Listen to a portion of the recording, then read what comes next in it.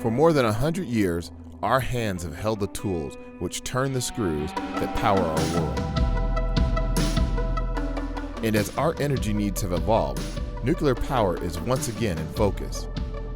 Just outside Waynesboro, Georgia, the professional electricians of IBEW 1579 are inside the gates and on the job at Plant Vogtle.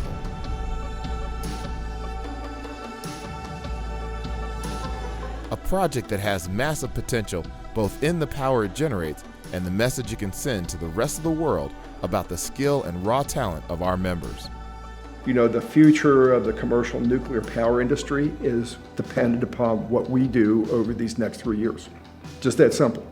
If we succeed, there is a future for a long time to come in the commercial nuclear power industry. If we fail, this is a dead industry. Vogtle's being watched by the world. It's the largest construction project going on in the country. If Vogtle succeeds, they're going to build other nuclear plants. It's a big deal to the local folks because this is another chapter in the book, and there could be many more to come.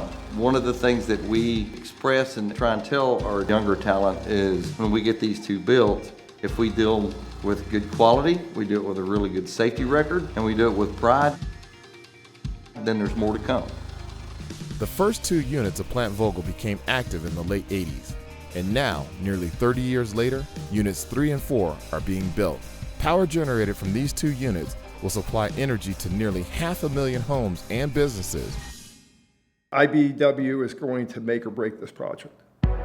Everything else is in the process of getting done. Our next frontier on this project is the electrical work that the IBEW is going to do.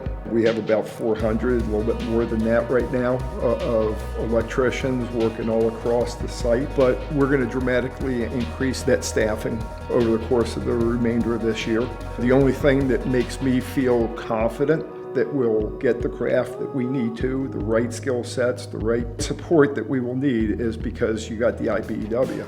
The IBEW, they're trained consistently. Doesn't matter which local they come out of or in the United States, they're all trained to the same program. And the other piece of it is that consistent handoff. Anytime you have multiple shifts, you have to do hot handoffs to make sure communications are right. And those union craft, they know how to do that. If you give the craftsmen the tools, the material, and the paper to do the work, they will get it done for you. As IBEW members, we're hired because we're the best to deliver a job that's done well. Hot, cold, extremely hot, extremely cold. I mean, you battle all type of stuff, but that's the reason we were chosen for the job, because that's the stuff that we can push through and get the job done the right way and the way it's supposed to be done and safely without getting anybody hurt. With over 7,000 people working on the job site every day, it's busy to say the least.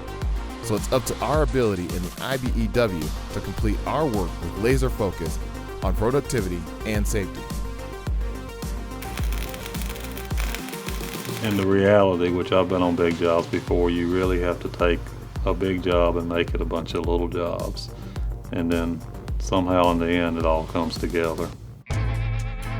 The first new nuclear power plant on American soil in 30 years. The eyes of the world are watching our every move. The potential future of our country's energy is on the line. It's exactly where we feel most comfortable. There's definitely a sense of pride, and I don't think any craft here wants their local, the jurisdiction that they represent, to be the ones responsible for letting this fail. You have a lot of people out here who are putting in a hard day work every day to make sure we do succeed, not only for the country itself on the nuclear power forefront, but for union labor as well. We don't want to say, man, we couldn't do it. You know, as a country, as tradesmen, craftsmen, anything, we want to get it done. They're doing things every day that have never been done before. The good thing that you see is it's not just old people like me, it's the young folks, because that's the future. That's the future of our country, that's the future of our industry. We don't take enough time, I think, to really think through across the board what that impact is. Those who participate in this, you know, are going to make history.